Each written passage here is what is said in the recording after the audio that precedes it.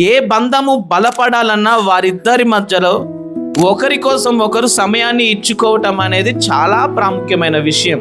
ఒకరితో ఒకరు మాట్లాడుకుంటున్నప్పుడు ఏమవుతుందంటే ఒకరి ఆలోచన విధానం, ఒకరి భావోద్వేగం మరొకరు పంచుకోవడానికి, ఒకరినొకరు అర్థం చేసుకోవడానికి, అపార్థాల స్థితి తగ్గిపోయి బంధం దృఢపడడానికి అవకాశం ఉంటుంది.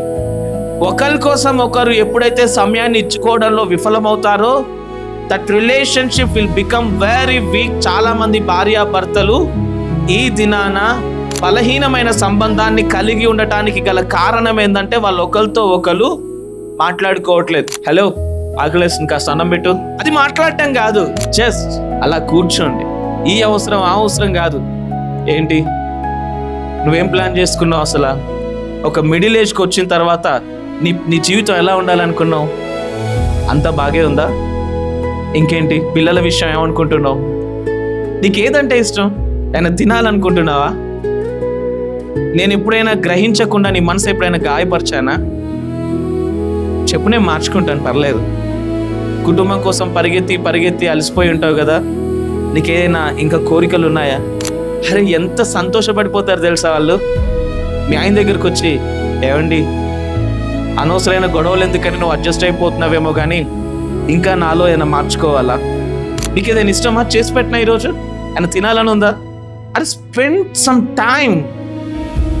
అవసరాల కోసం కాదు, కాస్త ప్రేమపూర్వకంగా మాట్లాడితే బంధాలు బలపడతాయి.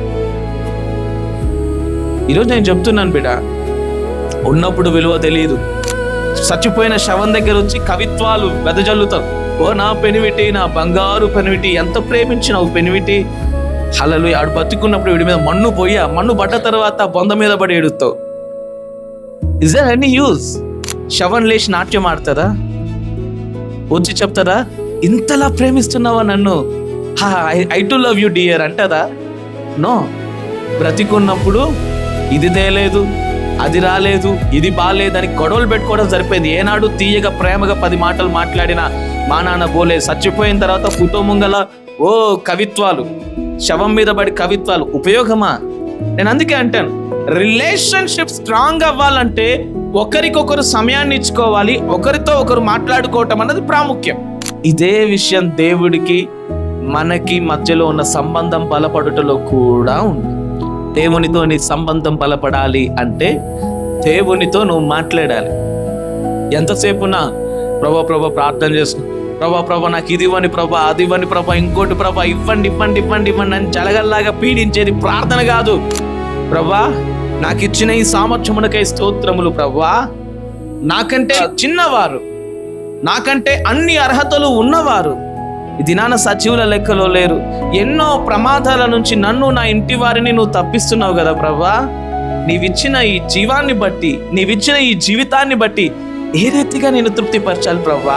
నీ దాసుడు నీ ఎదుట ఉన్నాడు, ఆజ్ఞనిమ్ము, సెలవిమ్ము ప్రభువా అని ప్రార్థన చేసే వాళ్ళు ఎంతమంది ఉన్నారు? ప్రార్థన అంటే మన దృష్టికి అడుక్కోవడం ప్రార్థన అనుకుంటున్నారు.